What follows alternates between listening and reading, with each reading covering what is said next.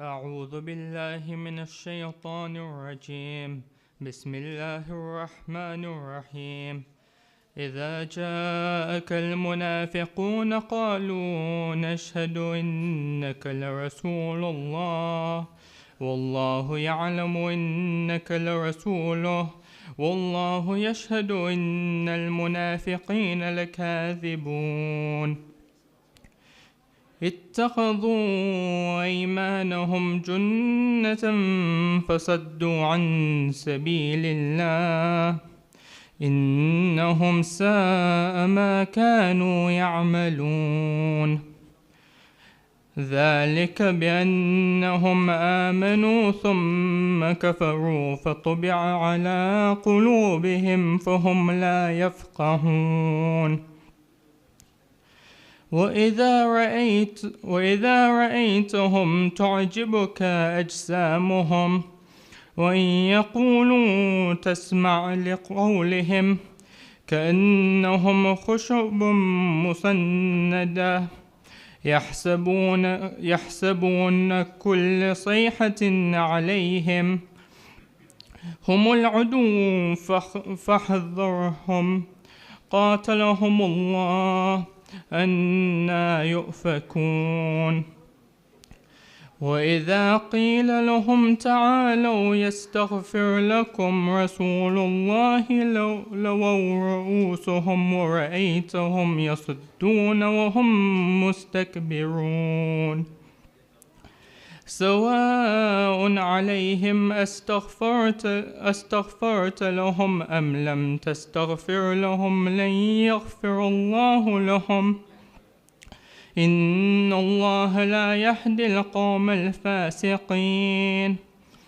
هم الذين يقولون لا تنفقوا على من عند رسول الله حتى ينفضوا ولله خزائن السماوات والأرض ولكن المنافقين لا يفقهون. يقولون لئن رجعنا إلى المدينة ليخرجن الأعز منها الأذل ولله العزة ولرسوله وللمؤمنين ولكن المنافقين لا يعلمون. يا أيها الذين آمنوا لا تلهكم أموالكم ولا أولادكم عن ذكر الله ومن يفعل ذلك فأولئك هم الخاسرون.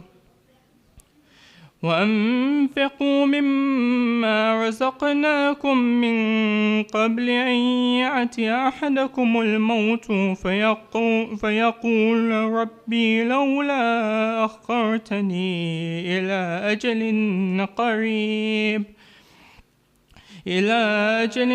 قريب فأصدق وأكن من الصالحين.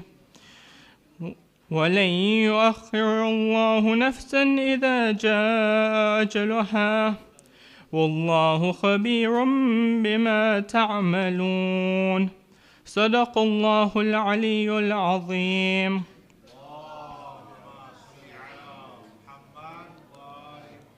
سورة المباركة الفاتحة.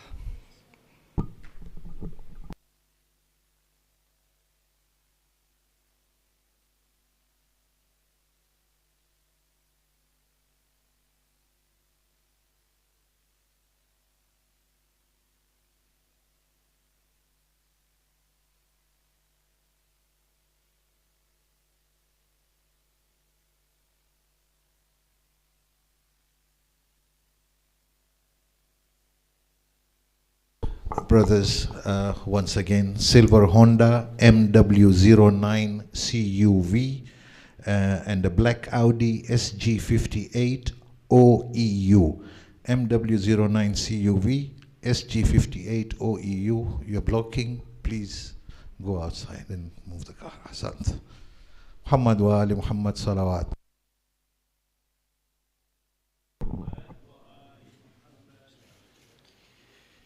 اللهم صل على محمد وآل محمد. بسم الله الرحمن الرحيم.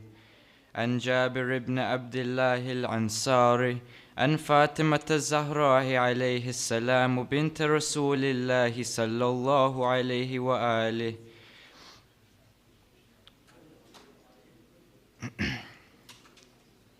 وقال علي اللهم صل على محمد وآل محمد. بسم الله الرحمن الرحيم. عن جابر بن عبد الله الأنصاري عن فاطمة الزهراء عليه السلام بنت رسول الله صلى الله عليه وآله قال: سمعت فاطمة أنها قالت: دخل علي أبي رسول الله في بعض الأيام فقال: السلام عليك يا فاطمة. فقلت: وعليك السلام. إني أجد في بعض الأيام.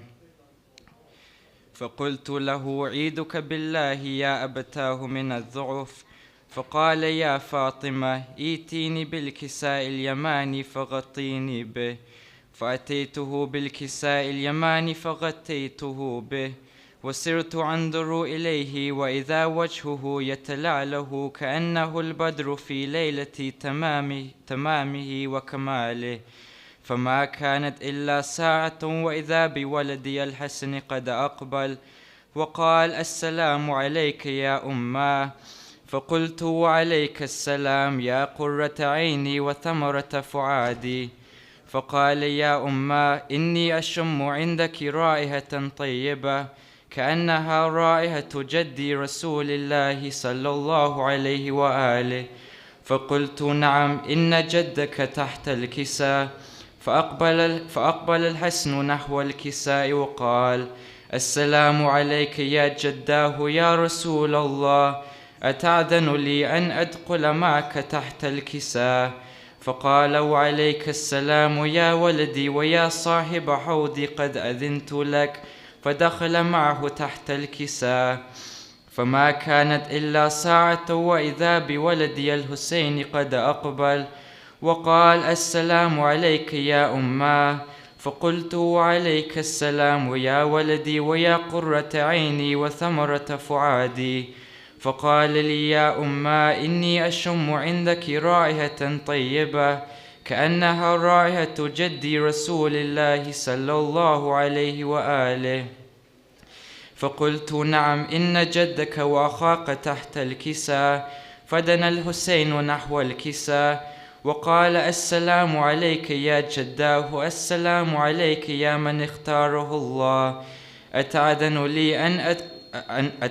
لي أن أكون معكم تحت الكساء؟ فقال: وعليك السلام يا ولدي ويا شافع أمتي، قد أذنت لك. فدخل معهما تحت الكساء. فأقبل عند ذلك أبو الحسن علي بن أبي طالب وقال: السلام عليك يا بنت رسول الله. فقلت: وعليك السلام يا أبا الحسن ويا أمير المؤمنين. فقال: يا فاطمة، إني أشم عندك رائحة طيبة كأنها رائحة أخي وابن عم رسول الله. فقلت: نعم، ها هو مع ولديك تحت الكساء. فأقبل علي نحو الكساء وقال: السلام عليك يا رسول الله، أتأذن لي أن أكون معكم تحت الكساء؟ قال له: وعليك السلام يا أخي ويا وصي وخليفتي وصاحب لوائي، قد أذنت لك. فدخل علي تحت الكساء. ثم أتيت نحو الكساء وقلت: السلام عليك يا أبتاه يا رسول الله، أتأذن لي أن أكون معكم تحت الكساء؟ قال: وعليك السلام يا بنتي ويا بضعتي، قد أذنت لك. فدخلت تحت الكساء. فلما اكتملنا جميعا تحت الكساء أخذ أبي رسول الله بطرف الكساء وأومى بيده اليمنى إلى السماء وقال: اللهم إن هؤلاء أهل بيتي وخاصتي وحامتي، لحمهم لحمي ودمهم دمي، يؤلمني ما يؤلمهم ويرزنني ما يرزنهم. أنا حرب لمن هاربهم، وسلم لمن سالمهم، وعدو لمن عاداهم، ومحب لمن أحبهم. إنهم مني وأنا منهم، فاجعل صلواتك وبركاتك ورحمتك وغفرانك ورضوانك علي وعليهم، وأذهب عنهم الرجس وطهرهم تطهيرا.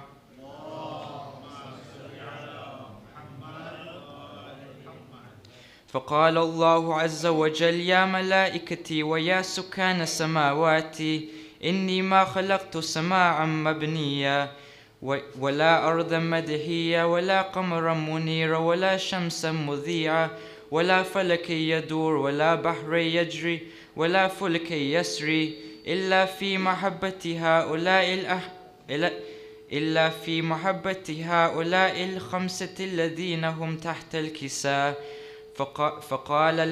فقال الأمين جبرائيل: يا ربي ومن تحت الكساء؟ فقال عز وجل: هم أهل بيت النبوة ومعدن الرسالة، هم فاطمة وأبوها وبعلها وبنوها.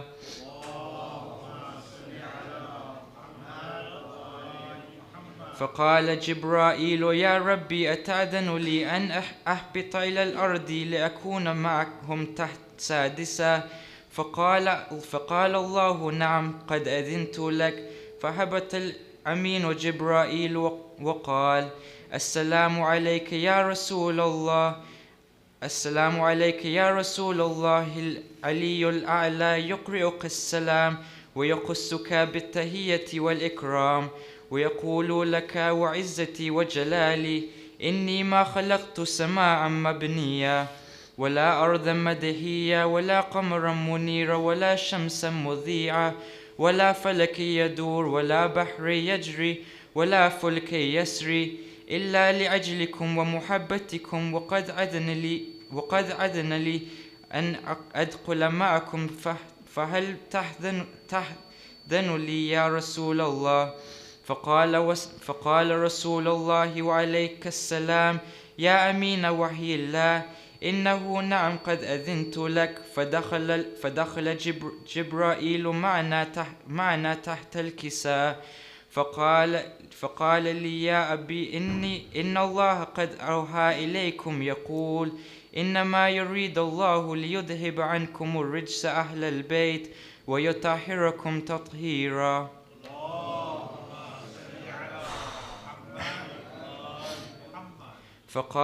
فقال علي لأبي: يا رسول الله، أخبرني ما لجلوسنا هذا تحت الكساء من الفضل عند الله. فقال النبي: والذي بعثني بالحق نبيا واصطفاني بالرسالة نجيا، ما ذكر خبرنا هذا في محفل من محافل أهل الأرض، وفيه جمع من شيعتنا ومحبينا، إلا ونزلت عليهم الرحمة، وحفت بهم الملائكة، واستغفرت لهم إلى أن يتفرقون. فقال علي: إذا والله فزنا وفازوا شيعة الدنيا ورب الكعبة.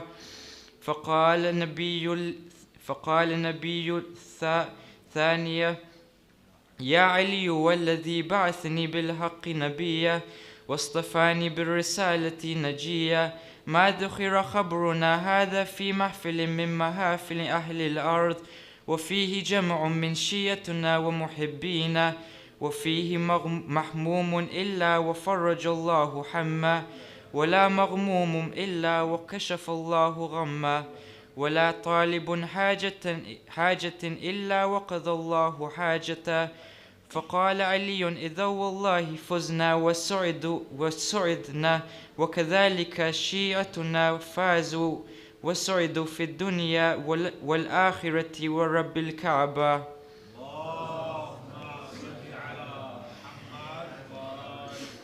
سورة الفاتحة.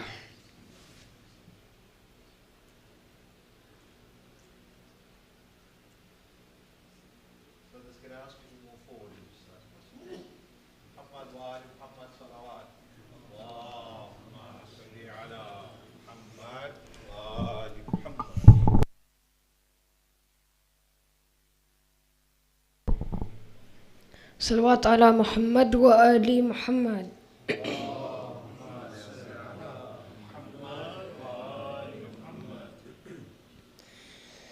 ए फ़कीर है हुसैन, ए हबीब हुसैन, ए फ़कीर है हुसैन, ए हबीब हुसैन।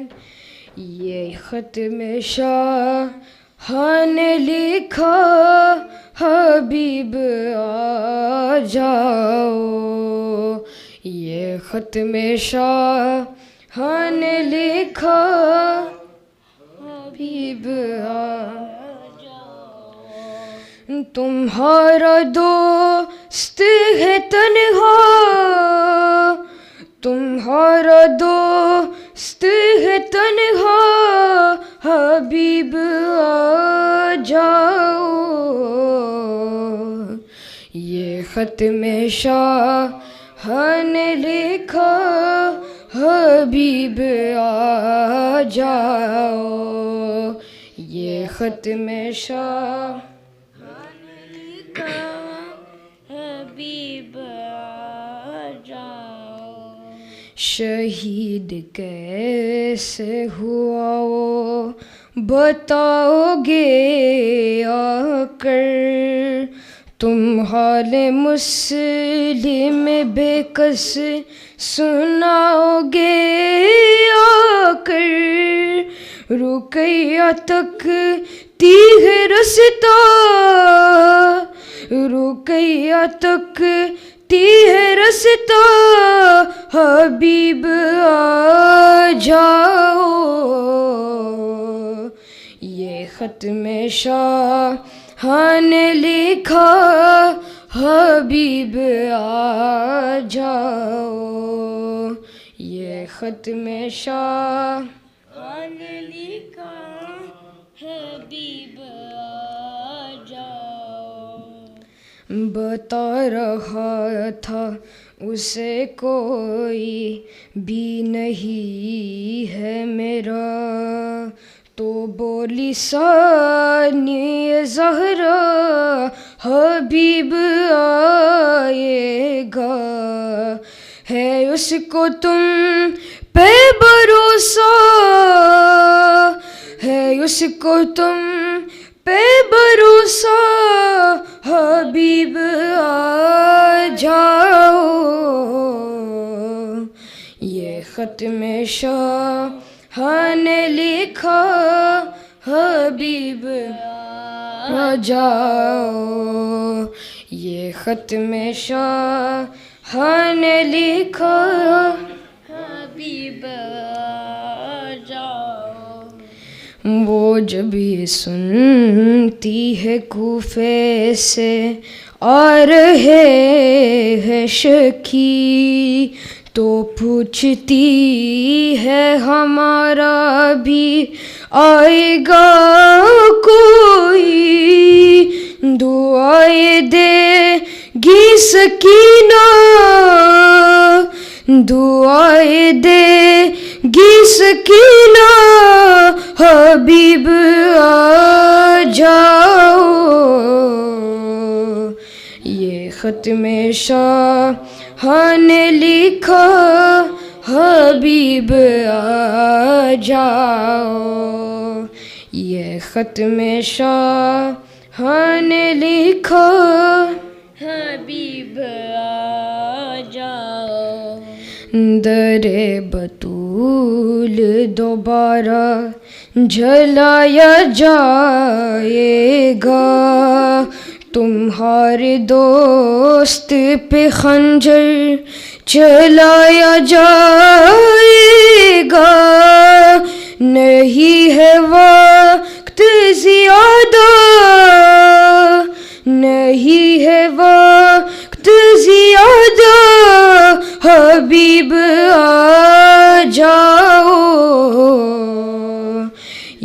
खत में शाह ने लिखा हबीब आ जाओ, ये खत में शाह ने लिखा हबीब आ जाओ।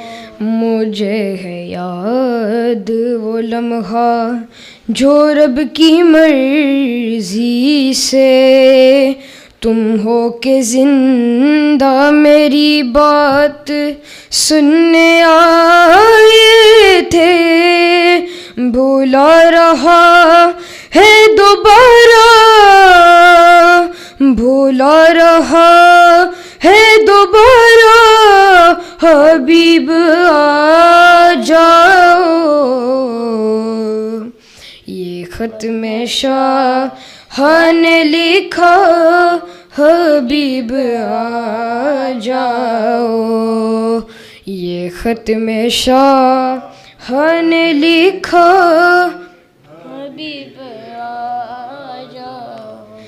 बता रहा था उसे कोई भी नहीं है मेरा, तो बोली सानी ज़हरा हबीब आएगा। है उसको तुम पे भरोसा, है उसको तुम पे भरोसा, हबीब आ जाओ, ये खत में शाह ने लिखा हबीब आ जाओ, ये खत में शाह ने लिखा हबीब आ जाओ। ए फकीर है हुसैन, ए फकीर है हुसैन, ए हबीब हुसैन, सल्लल्लाहु अलैहि मुहम्मद व आलि मुहम्मद।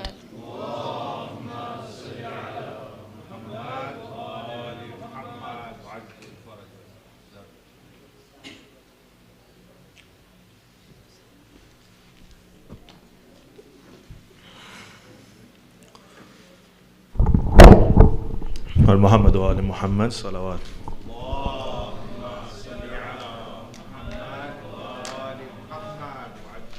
चंद अशार पेश करना चाहता हूँ मौला हुसैन के हवाले से, और इसके लिए दुरूद भेजें मोहम्मद व आले मोहम्मद पर।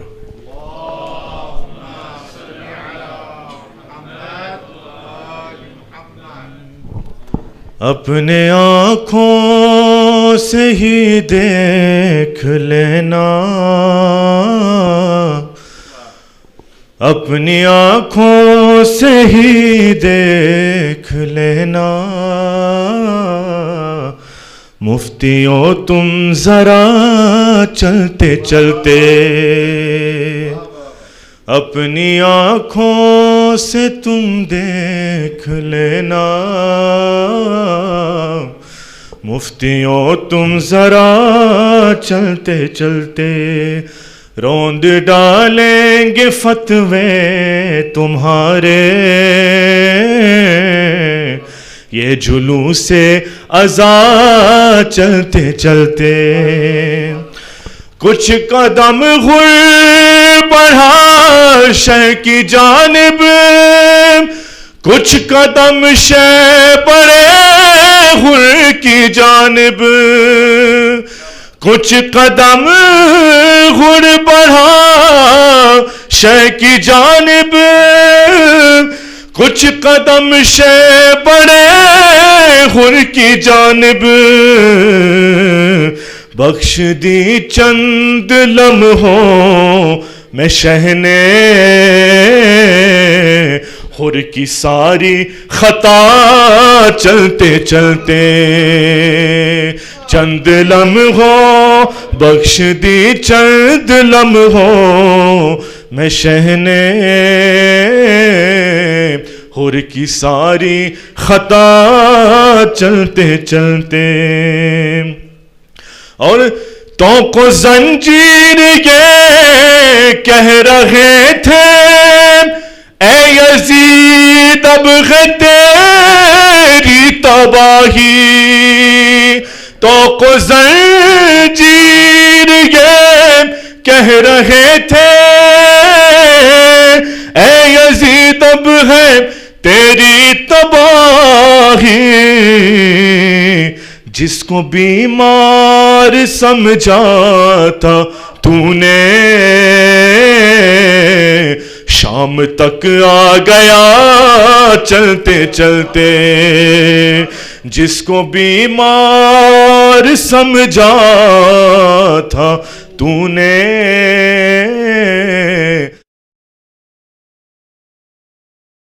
चलते चलते। और लग रहा है कि मेरी लहद में कोई सूरज तुलू हो रहा है। लग रहा है कि मेरी लहद में कोई सूरज तुलू हो रहा है। दोस्तों ने कफन में रखी थी थोड़ी खाके शिफा चलते चलते। और बोले असगर हुमक कर ये रन में बाबा ले आए थे साथ वरना। बोले असगर हुमक कर ये रन में बाबा ले आए थे साथ वरना। मैं मदीने भी होता तो आता। मैं मदीने भी होता तो आता। घुटनियों कर बला चलते चलते। मैं मदीने भी होता तो आता। घुटनियों कर बला चलते चलते। और मश्क पर में बदला रही है शाम से ये सदा रही है। प्यास से मेरा रिश्ता है टूटा। प्यास से मेरा रिश्ता न टूटा। थक गई अलकमा चलते चलते। और खुद को रोजे पे जब शेक देखा मेरा दिल फक्र से ये पुकारा। खुद को रोजे पे जब शेक देखा मेरा दिल फक्र से ये पुकारा। मुझको ले आई करबो बला में साथ माँ की दुआ चलते चलते। मुझको ले आई करबो बला में साथ माँ की दुआ चलते चलते। अपने आँखों से तुम देख लेना मुफ्तियों तुम जरा चलते चलते। दुरूद भेजे मोहम्मद वाले Mohammad.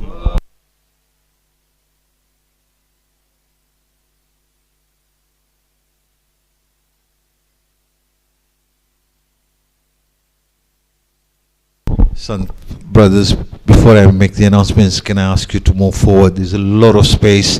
We have a lot of people coming late. Understandably, they go home to drop their families and then come. So please move forward as much as you can. Inshallah, don't worry. You can move forward while I'm talking. It won't disturb me. Ahsant. Inshallah, our programs here at Imam Hussein Foundation will run until Sham-e Ghariba. Sheikh Ali Hussein Datu will be reciting the majalis. Inshallah, we aim to start at about 10:45 with Quran, and then the rest of the program. Inshallah, from tomorrow we will have Shan and Rizwan to grace us with their presence for Marcia and Nauha recitation. I'm sure you're all eagerly waiting for them, so inshallah we will have that from tomorrow. And we are also planning a couple of more majlises after Shami Ghariban, so we'll announce the details slightly nearer the time. What I'm about to say is something that I really thought, hoped, wished that I wouldn't have to say. We've had numerous complaints about parking. People parking on double yellow lines, people blocking either the school entrance or residence entrance, and all that. We are jeopardizing this community whose whole they have opened for us with all their hearts. Okay, please let us, at least try and exhibit the akhlaq of the Ahlul Bayt.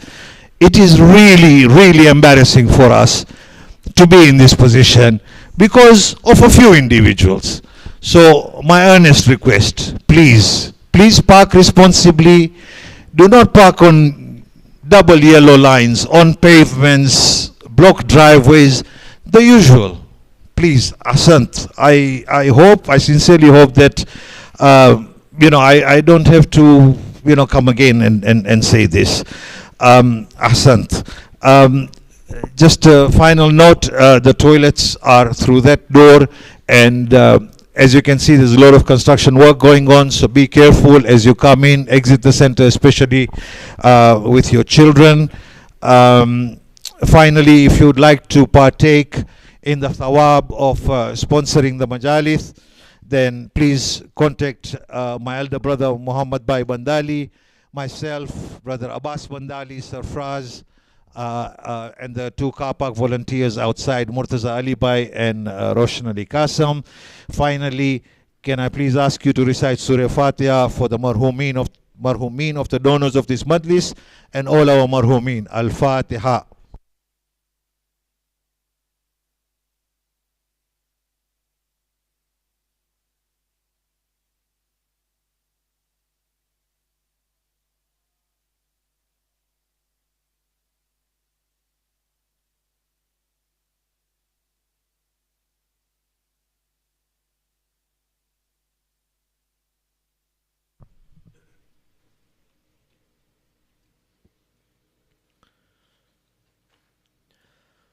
أعوذ بالله السميع العليم من الشيطان اللعين الرجيم.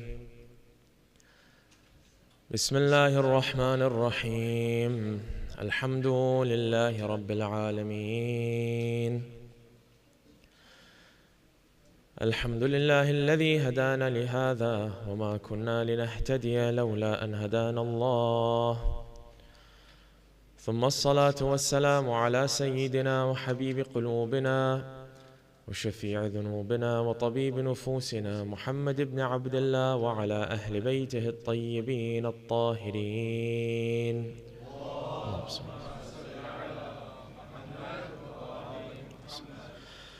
قال الله تبارك وتعالى في كتابه الكريم وقوله الحق وهو أصدق الصادقين. بسم الله الرحمن الرحيم. ألا تعلوا علي وأتوني مسلمين. آمنا بالله صدق الله العلي العظيم. اللهم صل على محمد. أعظم الله أجورنا وأجوركم بمصابنا بأبي عبد الله الحسين عليه أفضل الصلاة والسلام، وبعد. سلام عليكم جميعا ورحمة الله وبركاته. As always, we begin with the tradition about Imam Abdullah al-Hussein. It is narrated from Sheikh Mufid that once the Holy Prophet was seated, next to him was Amir al-Mu'mineen, Sayyida Fatima, Imam al-Hassan and Imam al-Hussein.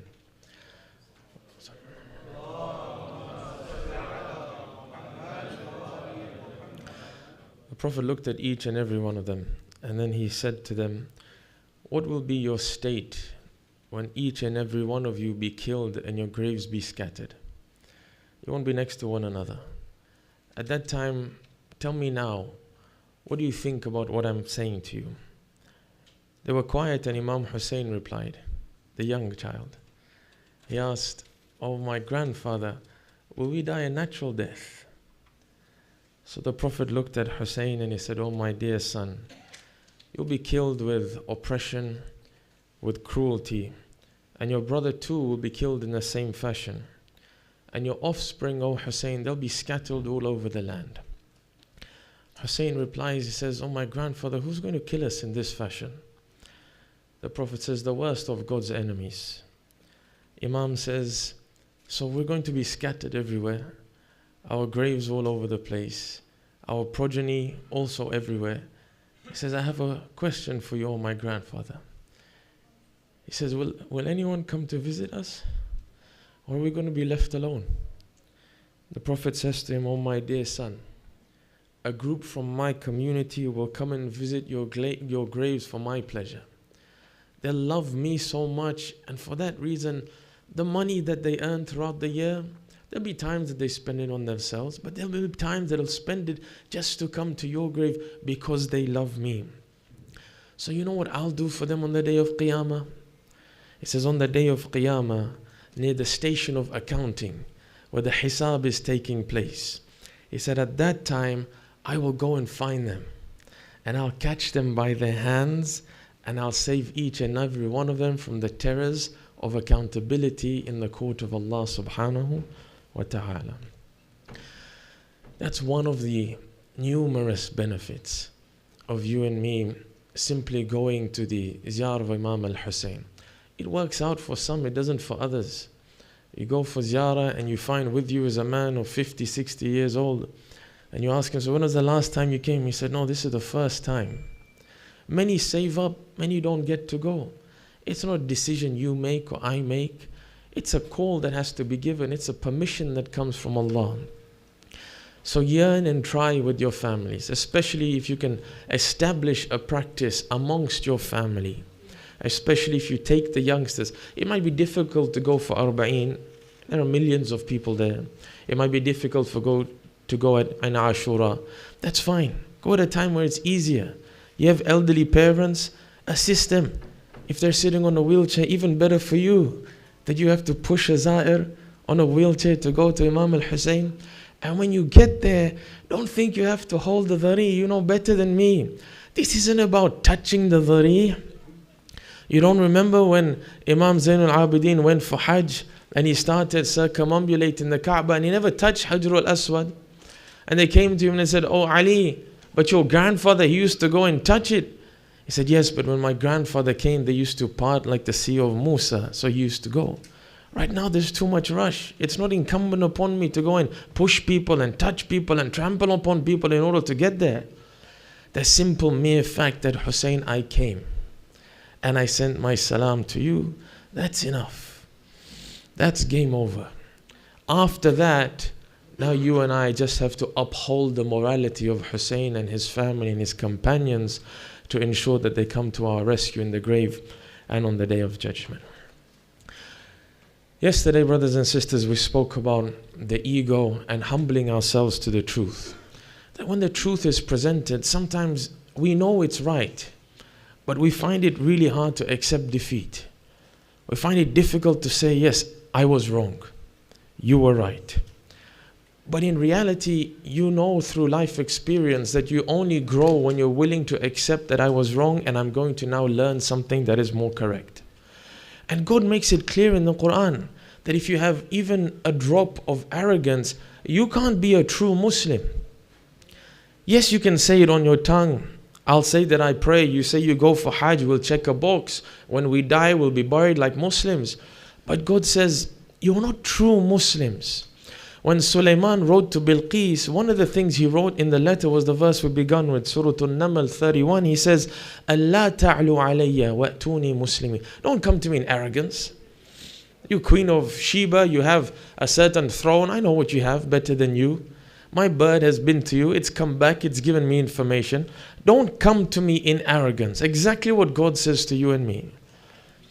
Don't come to my worship in arrogance. Come to me submitting. That's what a Muslim is. A Muslim is one who submits to Allah subhanahu wa ta'ala. That we freed ourselves from the desires of our own self and from following other people. You know very well, because life has taught you and me that as soon as you follow somebody, you can never please them. The more you give to your employer, the more he wants from you. When will it stop? When will we stop being slaves to the society around us? That we use our entire life and we gave up on the responsibilities that God gave and gifted us with. I mentioned in passing, but tell me the benefit of a man who doesn't have to work the long hours that he does, but he does it thinking that that's what my children need from me. They need the latest console and the shoes and the trainers. They need the branded clothes. They need to go to mosque with their friends, the whole group circle. They're wearing the same thing. They're talking about the same. I don't want my son to feel left out. I'm going to work the extra hours. I'm going to drive the car that the family wants to drive. And then what happens? And then the father sees that the kid has hit 18, 19, and he doesn't know this child. I don't know if any of you took up the task that I asked you to do, to sit with your son or your daughter and speak to them about something that's not school related or work related. Did you do it? If you did it, many would find that it's difficult to hold a conversation with our children because the commonality is gone. I hardly see them. They have more in common with their school teacher than they do with me. Is that what God gave me this work for and this life for, these eyes and these hands? I tell you an incident that happened in America. I went and there were all these cliques that I was being told about, that these young girls have a clique, these young boys have a clique. It was to the extent that the belt that they wore to mosque, the belt that they wore, they had to wear a certain brand, otherwise they were seen as not quite, living up to the Joneses. There was a mother who came and she said, you know how bad this has gone? She said, with my girl, all her friends had a certain handbag. And I didn't buy it for her. I wasn't going to spend $1,000-something on a handbag. She said, she would come to my bag and steal money from me until she finally was able to buy it so that she could fit in. Sometimes God has blessed us with wealth. And the duty of those who have wealth is that they shouldn't use it in a fashion where they bring about stratas and statuses in society.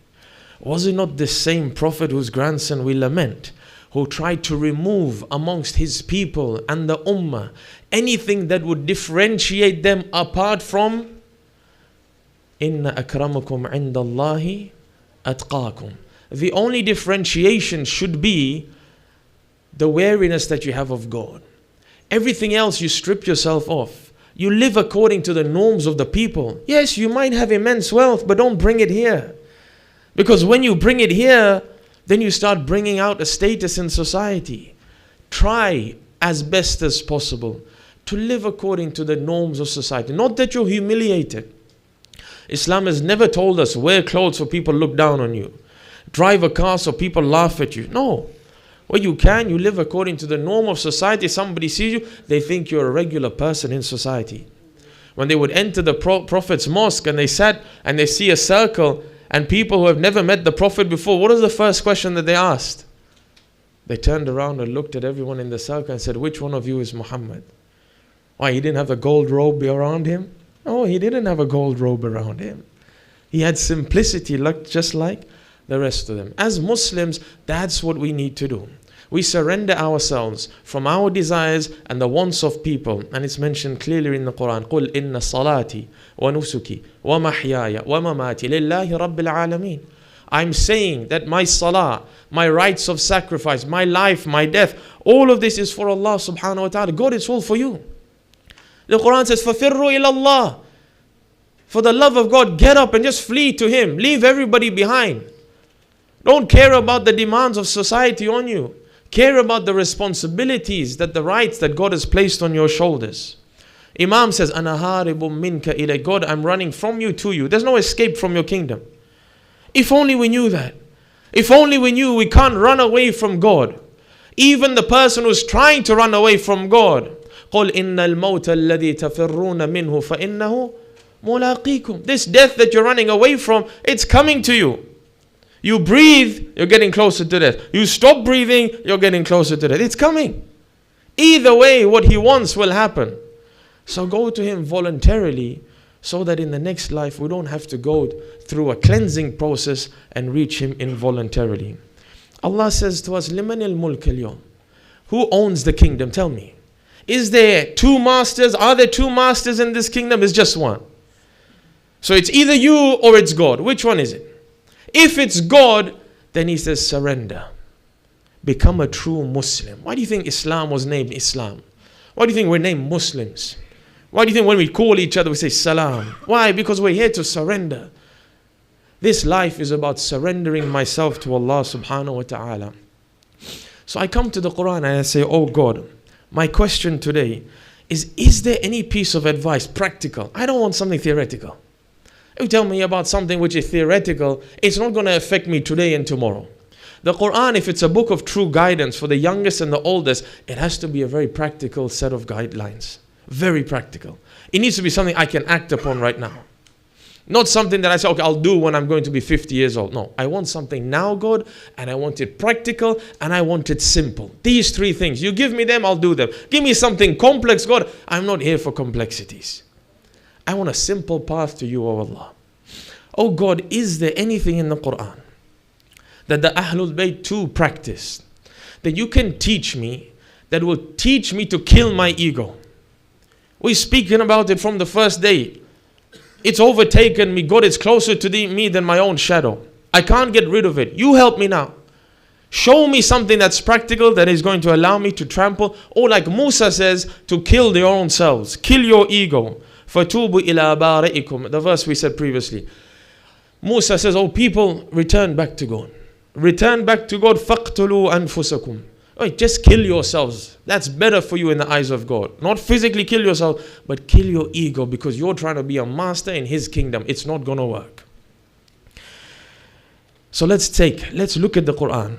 Let's ask God that when people were in difficulty, what happened to them? People who were sincere, when something overcame them. My ego's overcoming me. I can't recite. I can't come in a majlis and recite with the voice that you've given me in an eloquent fashion. But that when I finish reciting, I want somebody to come and praise me and say, you recited well. And if it doesn't happen, what do? I'm uneasy. Wasn't it recited well? You didn't like it? So I come and ask you, right? How did it sound? Was it all right? Why? Why am I asking? Is God not enough? He wasn't enough of a witness, was He? That I had to come and ask. It's one possible reason. I might ask you for another reason which might be, palatable. But one reason why I might be asking is because you didn't rub my ego. I didn't do this for God. I didn't do this for God. I did this for you. So that you can come and say, fantastic, great lecture. It made me feel good. For how long? That's it? I gave up 40 minutes of my life for your one comment on the day of judgment. Nothing? Really?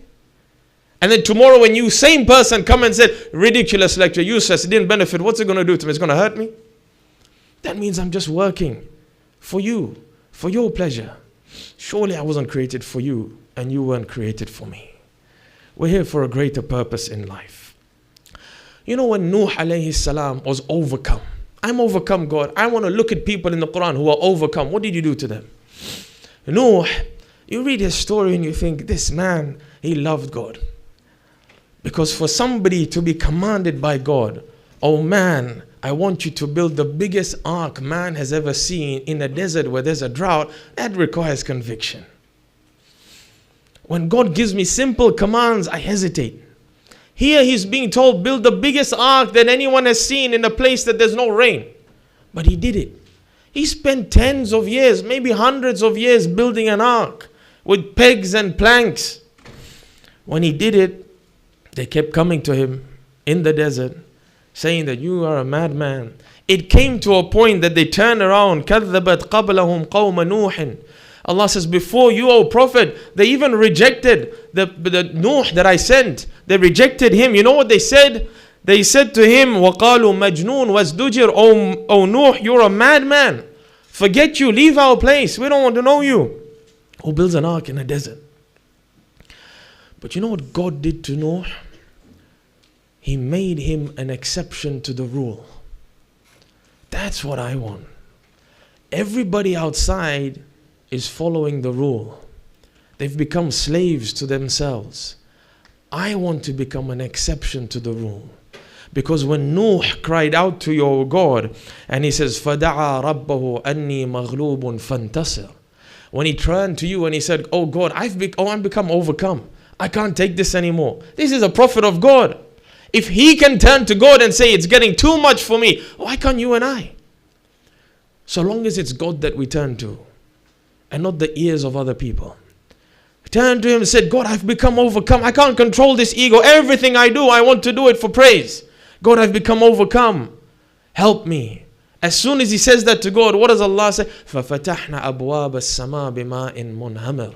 We opened the skies and we sent down torrential rain. Rain like they had never seen before, causing a flood throughout the earth. Why? Because this man was overcome. He wanted to be assisted by God, and we made him the exception to the rule. Just Nuh? No, not Nuh. Nuh was one of them. What about Ashabul Kahf? A group, a handful, a group of young men who just wanted God. Allah praises them to the Holy Prophet. أَمْ حَسِبْتَ أَنَّ أَصْحَابَ الْكَهْفِ وَالرَّقِيمِ كَانُوا مِنْ آيَاتِنَا عَجَبًا. O Prophet, did you not know that Ashabul Kahf and the inscription are from one of our amazing signs? What was so amazing from these boys, these young men? They became the exception to the rule. O Prophet, these handful of boys, when they went away to the Kahf, to the cave, فَقَالُوا, they cried out to God, they'd become overcome. They wanted God, they couldn't find God, they were being persecuted. So what did they say? They made a dua as well. رَبَّنَا آتِنَا مِن لَدُنْكَ رَحْمَةً. Allah, from you, you give us mercy. We're not finding anybody to help us. We've knocked every door, nobody's there to help me. رَبَّنَا آتِنَا مِن لَدُنْكَ رَحْمَةً. Allah, you come and help me. وَهَيِّئْ لَنَا مِنْ أَمْرِنَا رَشَدًا. You find a way out for us. I can't, I've given up. I've given up not on people, not on my wife, I've given up on my own self. I can't control myself. I keep telling you about the eyes of man, because as the Quran says, as the ahadith tell us, that the desire of the opposite gender and the desire of the stomach, meaning food, these two are the most difficult that man has to control. The desire of the eyes is something nobody's sitting next. My wife could be sitting next to me, God forbid. I could fall into this sin and she wouldn't know about it. But I do. I don't have to tell her. But I can turn back to God at night and say, God, I can't control myself. هَيَّئْ لَنَا مِنْ أَمْرِنَا رَشَدًا. Allah, help me, find a way out for me. I don't know what's happening to me. I'm doing everything against what I know I should be doing. So what does Allah do to them? When they say to God, we've become overcome. What does He kill everybody else? Does He make them kings? He'll find a way out for you, but a way which you don't expect. When He brings you rizq, Allah says, I'll give you from those avenues you expect, but I'll show you I'm God by giving you through avenues that you don't expect as well.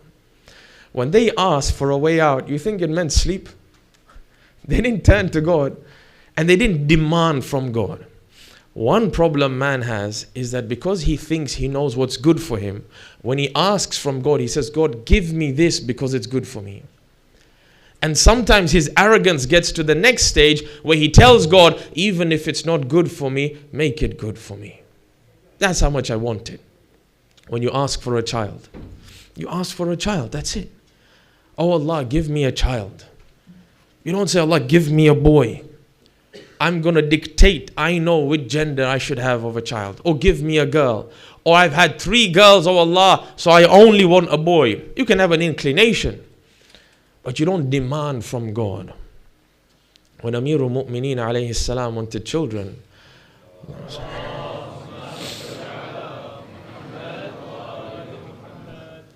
when he wanted children, you remember the dua that he made? He says, oh Allah, I ask you for a child, not one that has to be good looking. That's not what I'm going to ask you. Or a child that has a broad shoulders and has great structure to his body. Not even that. Oh God, I ask you for a child who is fearful of you. So a day will come when he or she does good and I'll see it from a distance and my eyes will become cool and I know that I've done the right job in upbringing them. That's it. That's what I want. I want, God, that you give me the privilege of becoming a father and teach me how to nurture, so that tomorrow when I close my eyes, I know I've left behind at least one more servant of God. That's it. I want to increase the number of servants, but at the very least, let me just leave one servant. Zakaria says the same thing. The man's hair was white. His wife couldn't give birth. It didn't stop him from asking. He says, God, you know my hair is white. You know, he's put all the obstacles there, and then he turns around and he says, but I want a child. I'm still going to ask. And God still gave him. So God, I want to be an exception to the rule.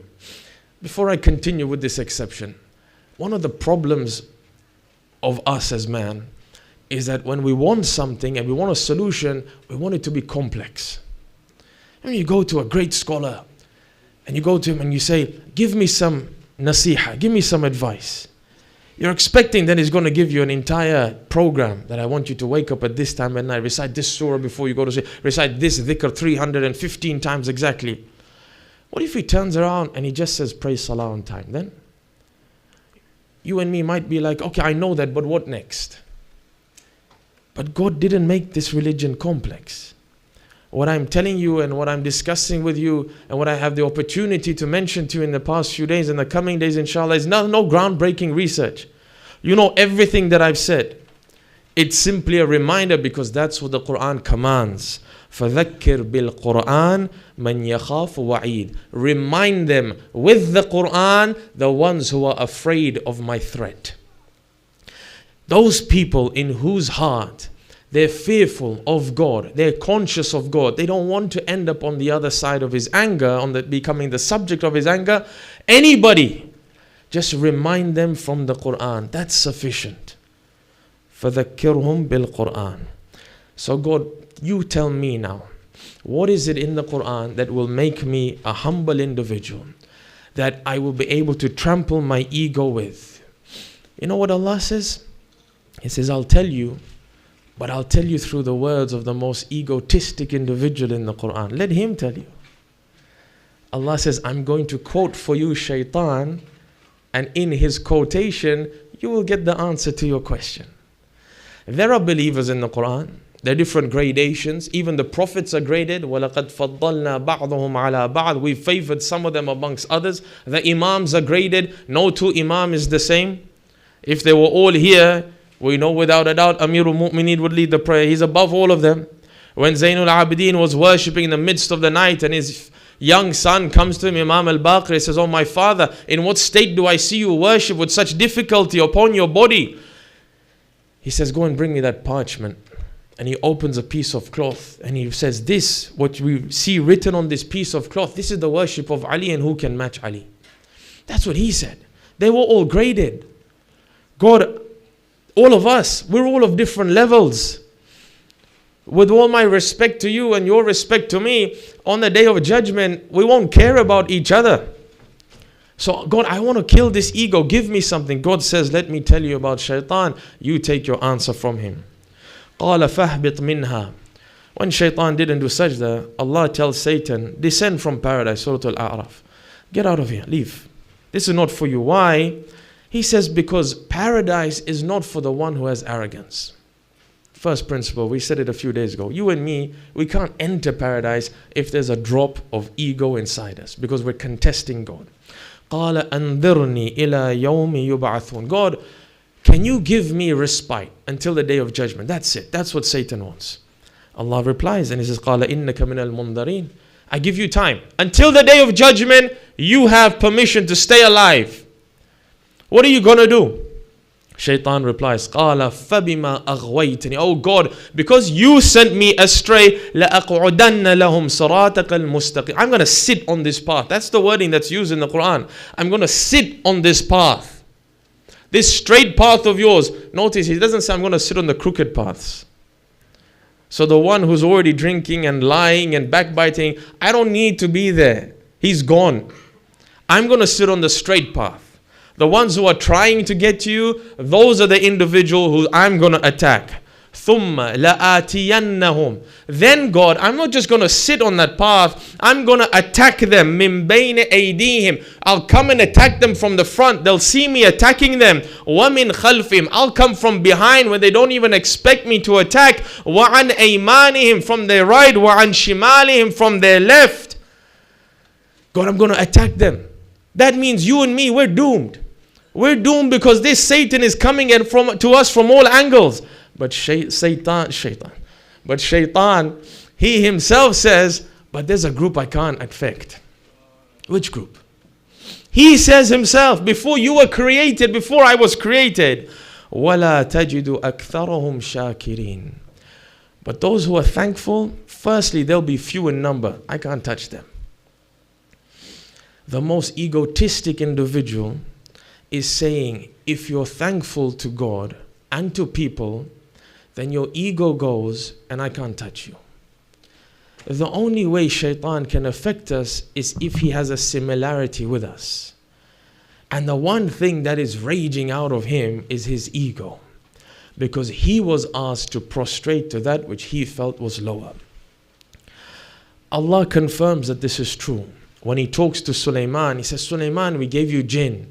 They went and they swam in the middle of the ocean. They brought out its pearls for you. They made the biggest of castles for you. He says, Oh Sulaiman, oh family of Dawood, go and work for me in gratitude. But then you know what he says? He says, وَقَلِيلٌ مِّنْ عِبَادِيَ الشَّكُورِ. I just want to let you know that only a handful of my servants are thankful. The majority take, but they forget to thank. But if they thank, they become the exception to the rule. When you want to find the quickest way to God, don't go with the majority. Try and find a shortcut to God. Say, God, I want to become the exception. What's the quicker way to you?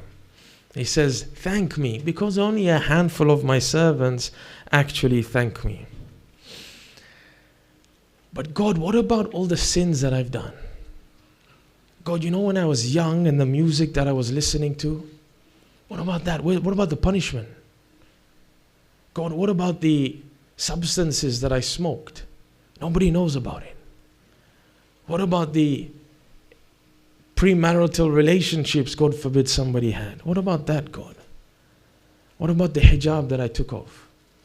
Those sins that if you knew about me, you wouldn't sit here. That if I knew about you, I wouldn't shake your hand.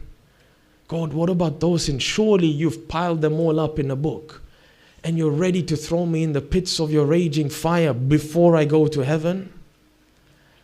There's a verse in the Quran that will soften our hearts. But allow me to tell you the verse through an example. You ever been on a Zoom meeting and before you go up, you tell your kids, I've got an important meeting, so I want you all to be quiet just for 20 minutes. That's it, and I'm going up. And as soon as the meeting starts, it's like they forgot that you said anything to them. And you hear the clashing of a ball inside the lounge and they're playing, and you hear the pots and pans, and you hear that they're turning the house upside down. You keep having to press mute every time you want to speak and not speak so nobody hears what's happening in your house. Whilst you're trying to concentrate on the meeting, because of the sin, you're raging in anger. You're writing down every punishment, the tar through the ears of the one who listened to music, the pulling of the hair for the one who took off a hijab. It's all written, you're ready. The Zoom meeting ends, you come down, and as you thump down those steps, you're raging in anger, your punishments are ready, your throat is warm, you're about to raise it to the top of your voice, you open the door of the kitchen, and that 2-year-old is sitting there with chocolate all over his face, with one tooth sticking out, smiling at you. What happens to your anger? That's what God says. Allah subhanahu wa ta'ala says, مَا يَفْعَلُ اللَّهُ بِعَذَابِكُمْ إِن شَكَرْتُمْ. What should God do with your punishment once you've thanked Him? He says, I finish, I throw it away now. I was ready. I was ready to throw you in the pits of hell. The punishment was ready. But once you smiled at me with gratitude, you softened my heart and I threw everything aside. ما يفعل الله بعذابكم إن شكرتم وآمنتم. You thanked me and you believed in me. And then he goes a step forward. Read the Bible, read the Torah, read the Upanishads from the Hindu sect. Read what you wish. Find anywhere where there is a God that not only tells you to thank, but in return for your thankfulness, he says, وَكَانَ اللَّهَ شَاكِرًا عَلِيمًا. That you thank and I will appreciate and I'll thank you back. Why should a master thank a slave? You've bought me. I'm owned by you. I'm yours. Everything I do is because of you. And then you thank me?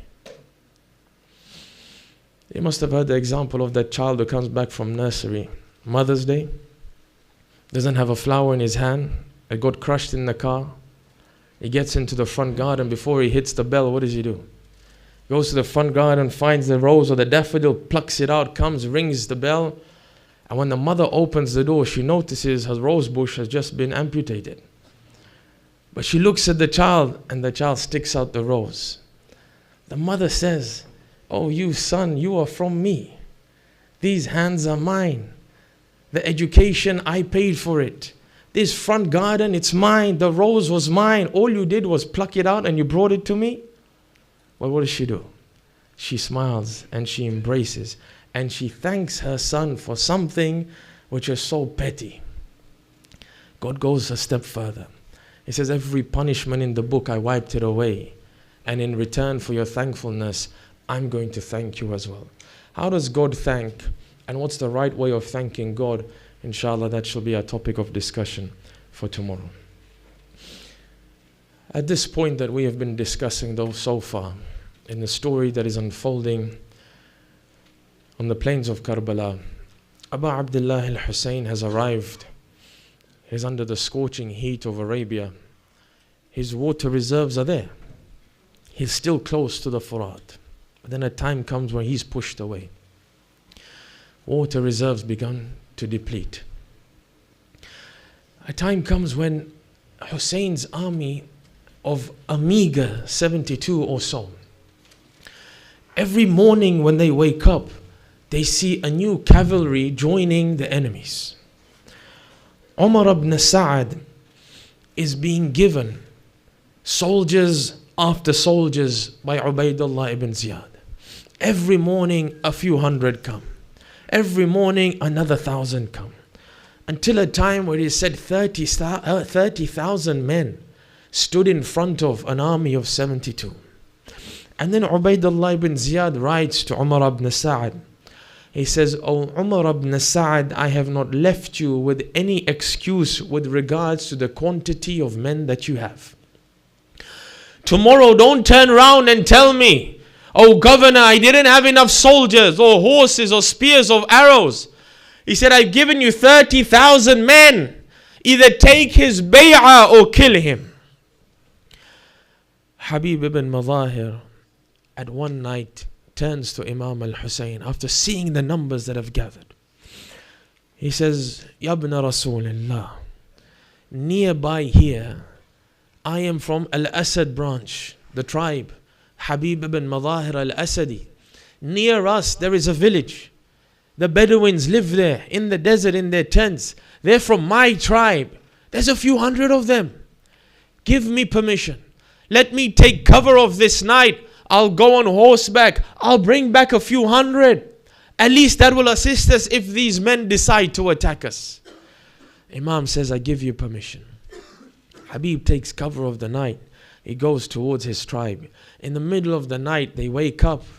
They come out of their tents. They recognize Habib. They embrace him. "Oh Habib, where have you been? Why have you come at this time?" Habib says, "Oh men, gather around." They wake up. They come next to him. Habib says, "Oh men, I've come to give you a gift from God." Very close by, the grandfather of Rasulullah has been stranded. He's left alone in the middle of a desert. He's been surrounded by vultures. I give you the glad tidings of assisting him and the family of the Prophet. If you die, I promise you Jannah and paradise. And if you live, you return back to your families. But come with me. Who is with me? One by one they stood up. They took their swords out of their sheath. They said, we're with you, O Habib. Let's go to the grandson of Muhammad. They mounted their horses. One from amongst them wasn't happy with the plan. Didn't want to detach from his ego. Didn't want to detach from his family. He rushed towards Umar ibn Sa'd. He told him of what's happening. Umar ibn Sa'd, that very night, as Habib is moving with a few hundred, he interjects their path with 400 men. They come face to face. Umar ibn Sa'd says, you do not attack Hussein, you do not come close to Hussein, you do not attack us. I give you one option, return back. Otherwise, we unsheathe our swords. A quarrel broke out. You know what happened to those men? They feared their lives. They didn't fear the fact that there's a 6-month-old child who can't drink from its mother. They didn't fear the fact that there's a girl who's wearing earrings gifted by her father. They didn't fear the fact that there's a mother who can't drink enough milk, can't drink enough water to produce milk. Rather, they knew this was happening. But each and every one of them turned to Habib and said, oh Habib, not today. Umar ibn Sa'd returns with 400. Habib returns to Imam Hussein with none. As Habib enters the campsite, Hussein rushes towards him. He comes to him, he says, oh Habib, tell me, where are they? At that time, Habib looks down, he says, oh Hussein, they all left. Imam turns and he says, La hawla wa la quwwata illa billahi al-aliyyil azim. On the day of Ashura, when it came towards Salatul Dhuhr time, one from amongst the camp of Imam al-Hussein, Abu Samama, comes to Imam. He says, oh Imam, I would love that I meet Allah after having prayed Salah. Imam says, oh Abu Samama, you've reminded us of prayer time. You will be joined by Allah with the worshippers and the reciters, for now is the time of prayer. When they heard Imam wanted to pray, one from amongst the enemies screams out. He says, oh Hussein, Allah will not accept your prayers. This enraged Habib. He says, oh man, you think God will accept your prayers when you drink alcohol and not that of Hussein? Imam says, go and ask for permission. Ask them just to give us some time. Tell them to put their swords down. Tell them to lower their spears. Not because we want to attack. Not because we want to come to the Furat. Just because we want to pray. Just give us time to pray. They put their swords down. It was as if they were giving permission to Hussein to pray. Imam al-Hussein gathers his men. He says, we won't pray furada. We won't run to our tents. Even at this time, we'll pray together because God prefers the prayer in congregation. They stood in lines in front of the campsite. 2 men were tasked with standing in front of Hussein and his companions. As Imam began the prayer, the enemies lifted their bows with arrows, and it rained down on Hussein. You know what those 2 men did? They did something you and I have never had to do. Then when a stone is flung in your face, what do? You move away. Instantaneously you move. These men did the opposite. The Quran says, فَلْيَتَنَافَسِ الْمُتَنَافِسُونَ. Let the believers compete with one another. They competed. This arrow's for my chest. He jumped in the way. The other competes and he says, this spear's for me. And he jumped in the way. One by one they protected Hussein as he prayed Dhuhr. No sooner did he finish Salatul Khawf, they fall to the ground. You know what their concern is? Their concern is not where is my spouse or my child. They looked at Hussein. They said, Hussein, are you pleased with us? Hussein, did we fulfill our vow to you? Is God pleased with us? Imam prays for them. Habib is enraged that they didn't give us time to pray. He takes permission from Hussein. He unsheathes his sword. He fights. He kills 60 odd men. This old man who had to wrap some sort of material around his waist to straighten his back, he fights courageously. 60 men banished to the pits of hell. Then one by one they begin to surround him. They realize we sent 60 in one-on-one combat. He sent them down. They surround him and they attack him from all sides. You know, when he falls, he's one of the shuhada that was not simply killed straight away. They came and they wounded him one after the other. They came and they stabbed one flank of his arm, and they came and they pierced his body in another side, one by one, injuring as he tried to breathe his final breath. But his difficulty didn't end here. After the heinous crime was committed, the enemy fought over one another that who gets to take his head back. Because we all shared in this sin. We all shared in killing him. Each and every one of them said, but I hit his head. But I hit his arm. I want the head. One by one they fought until one of them said, the head is mine. He tied it to the neck of his horse and he galloped around Karbala and the plains of Ashura. He said, look at what I've done. I've severed the head of Habib, the friend of Hussein. But it didn't end here. As the cavalry were entering Kufa, this man who was on horseback, as he moved through an alleyway of Kufa, he turned around as his horse stopped because he heard somebody running behind him. He turns and he sees a young child running after him. He takes another route through the alleys of Kufa, and this child finds him and runs behind him again. He turns left, the child runs. He turns right, the child runs. He stops, he turns. He says, oh dear son, what's your name? He says, my name is Qasim. He says, oh son, why do you run after me? He says, that's not for you to know. He says, oh son, no, tell me. Why is it that wherever I move my horse and I turn around, I hear your footsteps behind me? What do you want from me? He says, oh man, that head that you strapped to the neck of your horse, that's the head of my father. Oh man, don't you know God will not be pleased with you? Just give me the head back and I leave you. Allow me to bury my father. This man turns to Qasim. He says, oh Qasim, my dear son, don't you know if I go empty-handed to Kufa, they won't reward me for what I did to your father. He says, oh son, leave. This head is mine. It's not yours.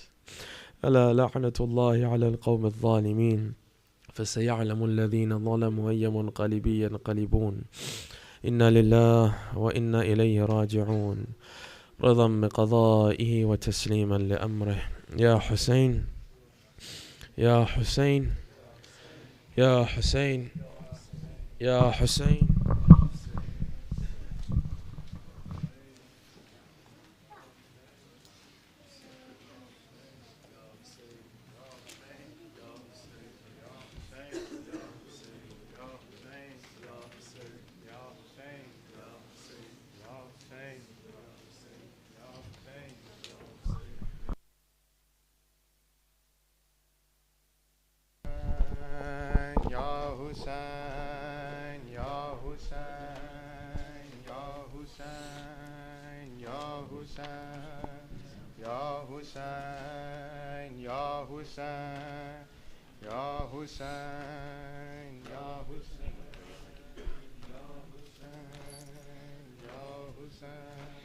Garib Hussein, Shaheed Hussein, Garib Hussein, Shaheed Hussein, Hussein al-Garib, al-Garib al-Hussein, Hussein al-Shaheed, Shaheed al-Hussein, Hussein al-Garib, al-Garib al-Hussein, Hussein al-Shaheed, Shaheed al-Hussein. Salams on the head of my Mawla Hussein, salams on the lips of my blessed Hussein. For days in the desert your body remains, with thousands of arrows your shroud they became, and and on Arba'in, where the millions will pray. The grief and the mourning for you, Ya Hussein. Hussein al-Gharib, al-Gharib, al-Hussein. Hussein al-Shaheed, al-Shaheed, al-Hussein. Hussein al-Gharib, al-Gharib, al-Hussein. Hussein al-Shaheed, al-Shaheed, al-Hussein. The screams of the children thirsty for water, the duty was sent to Abbas, our Savior. The Lion of God could be seen riding faster to reach Al-Furat and to please his Sakina. But how does he fall from the horse with no hands? The flag of Islam lay bare on the sand. Hussein al-Gharib, al-Gharib, al-Hussein. Hussein al-Shaheed, al-Shaheed, al-Hussein. Hussein al-Gharib, al-Gharib, al-Hussein. Hussein al-Shaheed, al-Shaheed, al-Hussein. A lady was seen peering out from the tent, a cry from the heavens that Zahra presents. Oh shimmer, why on his chest the sword stained in blood was Hussein's final test. Send to mother, it's time to ascend. Your trials in Karbala have come to an end. Hussein al-Gharib, al-Gharib, al-Hussein. Hussein al-Shaheed, al-Shaheed, al-Hussein. Hussein al-Gharib, al-Gharib, al-Hussein. Hussein al-Shaheed, al-Shaheed, al-Hussein. Sakina would cry every night for her father, and Zainab would cradle Hussein's little daughter. But when they presented his head on a platter, Sakina could not bear to live any longer. But no one could comfort or soothe Sakina. She died in the prison with Zainab beside her. Hussein al-Gharib, al-Gharib, al-Hussein. Hussein al-Shaheed, al-Shaheed, al-Hussein. Hussein al-Gharib, al-Gharib, al-Hussein. Hussein al-Shaheed, al-Shaheed, al-Hussein. Ya Hussein, Ya Hussein, Ya Hussein, Ya Hussein, Ya Hussein, Ya Hussein, Ya Hussein, Ya Hussein, Ya Hussein.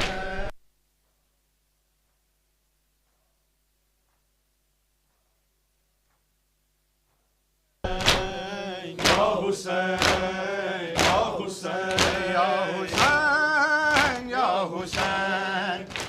Hussein, Ya Hussein, Ya Hussein, Ya Hussein, Ya Hussein, Ya Hussein, Ya Hussein, Ya Hussein, Ya Hussein, Ya Hussein, Ya Hussein, Ya Hussein, Ya Hussein, Ya Hussein. Ay Ya Hussein, Ya Hussein, Ya Hussein, Ya Hussein, Ya Hussein, Ya Hussein, Ya Hussein, Ya Hussein, Ya Hussein, Ya Hussein, Ya Hussein, Ya Hussein, Ya Hussein, Ya Hussein, Ya Hussein, Ya Hussein, Ya Hussein.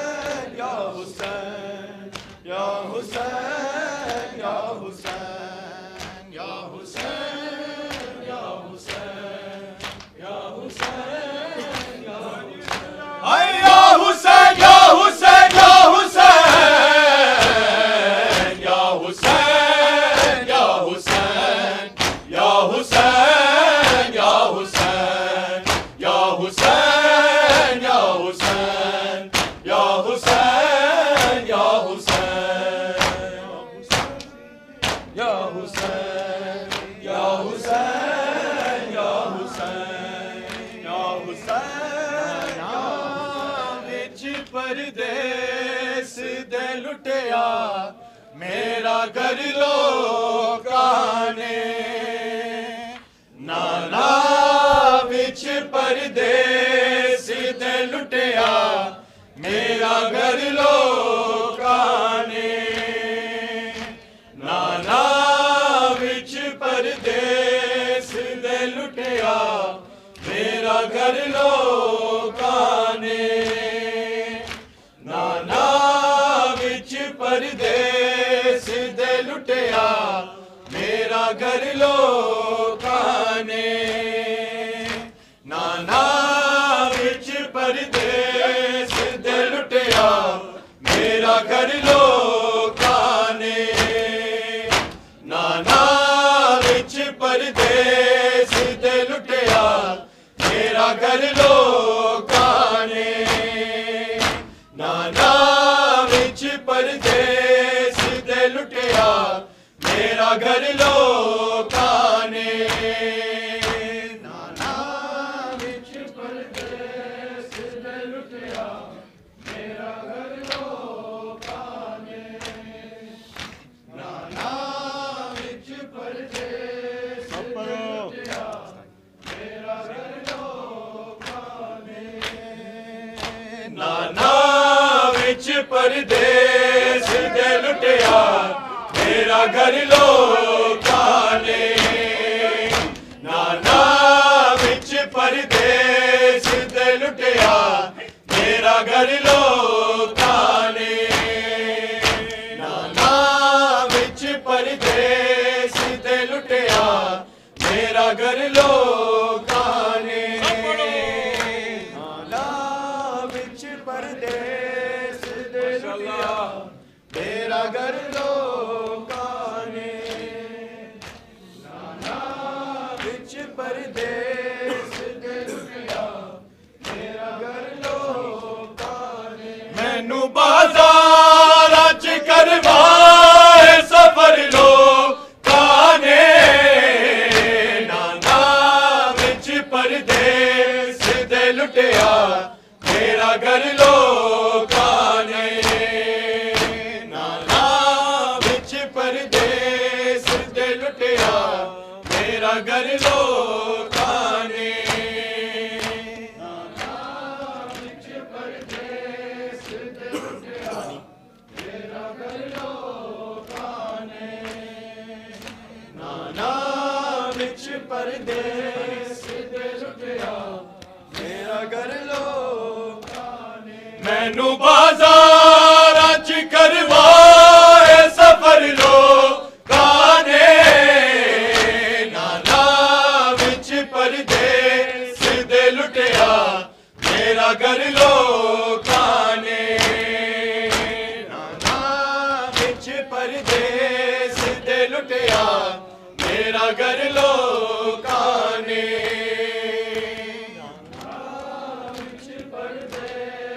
दे लुटिया मेरा घर लोकां ने नाना विच परदेस दे लुटिया मेरा घर लोकां ने दिया पत्थरा दिया बरसाता जे खुद पर जी वीर नू रो ना सकी दुनिया तो नाना दर्दी मेरे खुतबे डालिया कुछ ना असर लोकां ने नाना विच परदेस दे लुटिया मेरा घर लोकां ने नाना विच परदेस दे लुटिया मेरा घर लोकां ने नाना विच परदेस दे लुटिया मेरा घर लोकां ने दिया पत्थरा दिया बरसाता जे खुद पर दी वीर नू रो ना सकी दुनिया तो नाना दर्दी मेरे खुतबे डालिया कुछ ना असर लो काने नाना विच परदेस दे लुटिया मेरा घर लो काने नाना विच परदेस दे लुटिया मेरा घर लो काने नाना विच परदेस दे लुटिया मेरा घर लो काने मैं मोहम्मद बिना वासिया दसा दी रैया वास्ता तेरा भी मैं नाना पवे दी रैया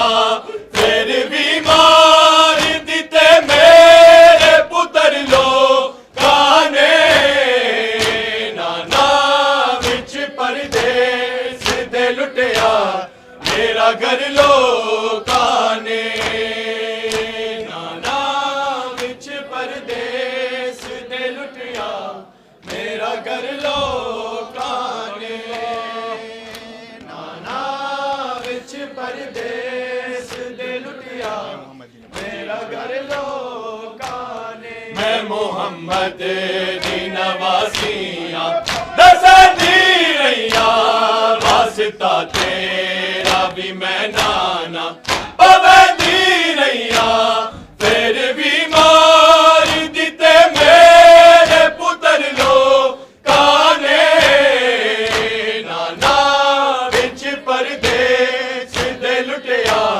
मेरा घर लो काने नाना विच परदेस दे लुटिया मेरा घर लो काने नाना विच परदेस दे लुटिया मेरा घर लो काने मैनू बाजारां च करवाए सफर लो काने नाना विच परदेस दे लुटिया मेरा घर लो काने नाना विच परदेस दे लुटिया मेरा घर लो काने तेरी गर्दन तू चुमदारिया नाना साई जोदा हाल होया भुलना मैं शरताई उस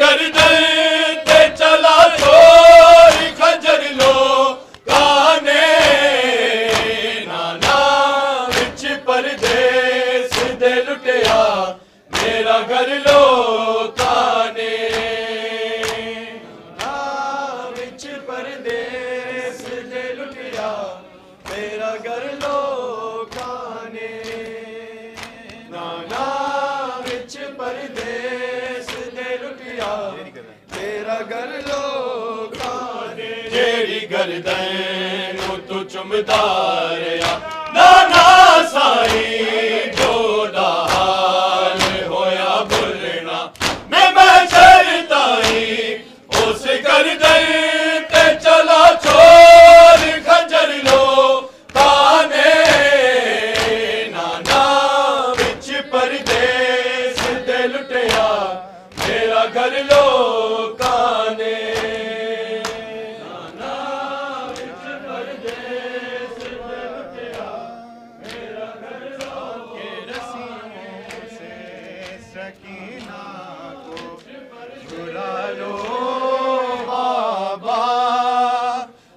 के रस्सियों से सकीना को छुड़ा लो बाबा आके रस्सियों से सकीना को छुड़ा लो बाबा आके रस्सियों से सकीना को छुड़ा लो बाबा आके रस्सियों से सकीना को छुड़ा लो बाबा आके रस्सियों से सकीना को छुड़ा लो बाबा आके रस्सियों से सकीना को छुड़ा लो बाबा आके रस्सियों से सकीना को छुड़ा लो बाबा आके रस्सियों से सकीना सकीना को छुड़ा लो बाबा के रस्सियों से सकीना को छुड़ा लो बाबा के रस्सियों से सकीना को छुड़ा लो बाबा आके रस्सियों से सकीना को छुड़ा लो बाबा आके रस्सियों से सकीना को छुड़ा लो बाबा आके रस्सियों से सकीना को छुड़ा लो बाबा आके रस्सियों से सकीना को छुड़ा लो बाबा आके रस्सियों से सकीना को छुड़ा लो बाबा आके रस्सियों से सकीना को छुड़ा लो बाबा मैं हूँ मुश्किल में मुझे पास बुला लो बाबा के रस्सियों से सकीना को छुड़ा लो बाबा के रस्सियों से सकीना को छुड़ा लो बाबा के रस्सियों से सकीना को छुड़ा लो बाबा के रस्सियों से सकीना को छुड़ा लो बाबा भागते ऊंट से बाबा मैं कई बार गिरी दुर्बिछी ने मेरे देखो मेरी पोशाक जली मुझको जिंदा के अंधेरों से निकालो बाबा के रस्सियों से सकीना को छुड़ा लो बाबा के रस्सियों से सकीना को छुड़ा लो बाबा के रस्सियों से सकीना को छुड़ा लो बाबा के रस्सियों से सकीना को छुड़ा लो बाबा भागते ऊंट से बाबा मैं कई बार गिरी दुर्बिछी ने मेरे देखो मेरी पोशाक जली मुझको जिंदा के अंधेरों से निकालो बाबा के रस्सियों से सकीना को छुड़ा लो बाबा के रस्सियों से सकीना को छुड़ा लो बाबा के रस्सियों से सकीना को छुड़ा लो बाबा नींद आती नहीं सोने से भी डर लगता है नू जो करवट तो मेरे कानों से खून रिसता है अपने सीने पे गरीबल तो सुला लो बाबा के रस्सियों से सकीना को छुड़ा लो बाबा के रस्सियों से सकीना को छुड़ा लो बाबा के रस्सियों से सकीना को छुड़ा लो बाबा के रस्सियों से सकीना को शिविर से मांगू जो पानी तो झिड़क देता है फिर मेरे सामने मट्टी पे गिरा देता है भेज के गाजी को दो घूंट मंगा लो बाबा के रस्सियों से सकीना को छुड़ा लो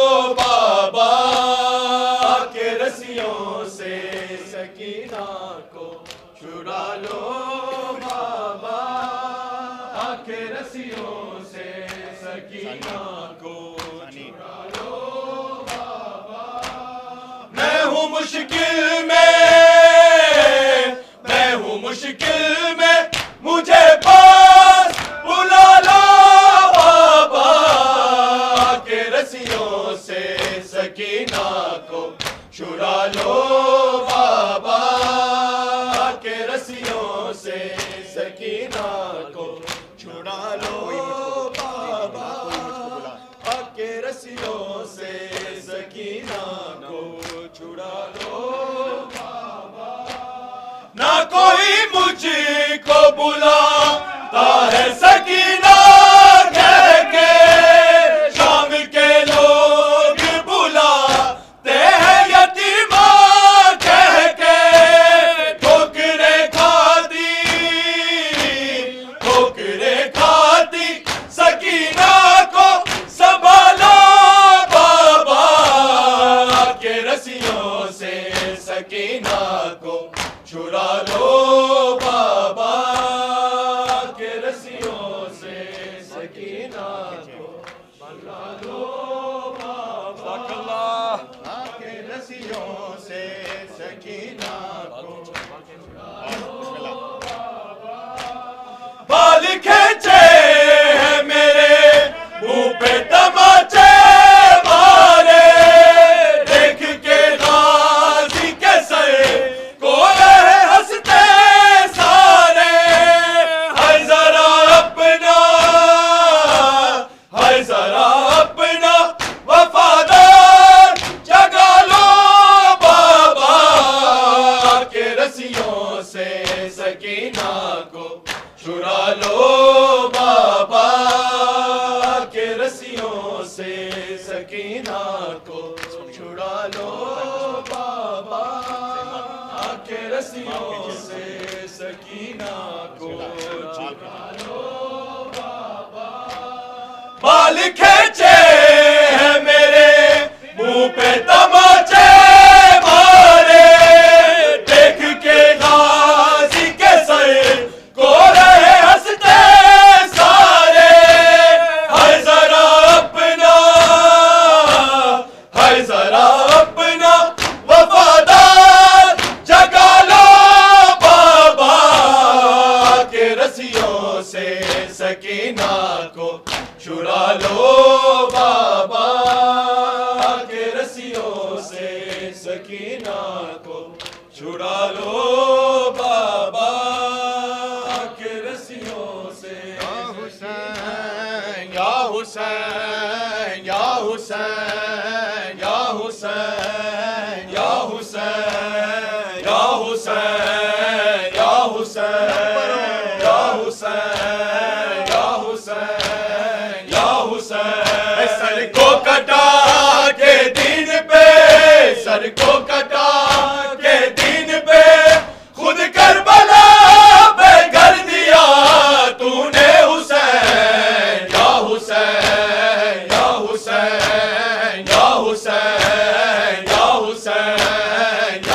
हुसैन या हुसैन या हुसैन या हुसैन या हुसैन या हुसैन या हुसैन या हुसैन या हुसैन या हुसैन। सर को कटा के दिन पे, सर को कटा के दिन पे खुद करबला पे कर दिया तूने हुसैन। या हुसैन या हुसैन या हुसैन या हुसैन या हुसैन या हुसैन या हुसैन या हुसैन या हुसैन या हुसैन या हुसैन या हुसैन। खालिक तेरा ममनून है, खालिक तेरा ममनून है Murtaza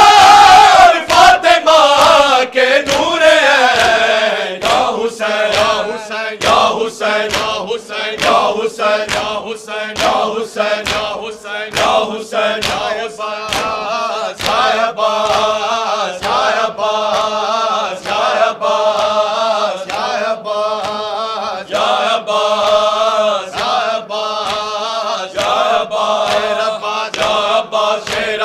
Abbas, Ya Abbas, Sher Abbas, Ya Abbas, Sher Abbas, Ya Abbas, Sher Abbas, Ya Abbas, Sher Abbas, Ya Abbas, Sher Abbas, Ya Abbas, Sher Abbas, Ya Abbas, Sher Abbas, Hai Zainab, Hai Sham, Hai Zainab, Hai Sham, Hai Zainab, Hai Sham, Hai Zainab, Hai Sham, Hai Zainab, Hai Sham, Hai Zainab, Hai Sham, Hai Zainab, Muhammad wa ali Muhammad salawat.